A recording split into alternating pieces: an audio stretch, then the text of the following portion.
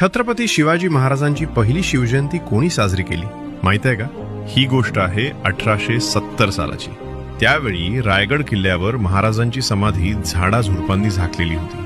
इतकंच नाही, लोकांच्या आठवणीतूनही महाराज हळूहळू हरवत चालले होते. पण एक माणूस होता ज्याला हे सहन झालं नाही. महात्मा ज्योतिराव फुले स्वतः रायगडावर गेले. त्यांनी काटेरी झुडपे बाजूला केली, माती साफ केली आणि त्या पवित्र समाधीला पुन्हा ओळख दिली.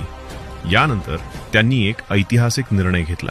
19 फेब्रुवारी 1870 रोजी रायगडावर पहिली शिवजयंती साजरी केली. तेवढ्यावरच थांबले नाहीत. फुले यांनी शिवरायांच्या कार्याचा गौरव करणारा पहिला पोवाडा लिहिला आणि महाराजांना दिली एक अमर ओळख, कुळवाडी भूषण. म्हणूनच इतिहास सांगतो, शिवरायांना पुन्हा जनतेच्या हृदयात जागवण्याचं महान कार्य महात्मा ज्योतिराव फुले यांनी केलं आणि रायगडावरची पहिली शिवजयंती साजरी करण्याचा मानही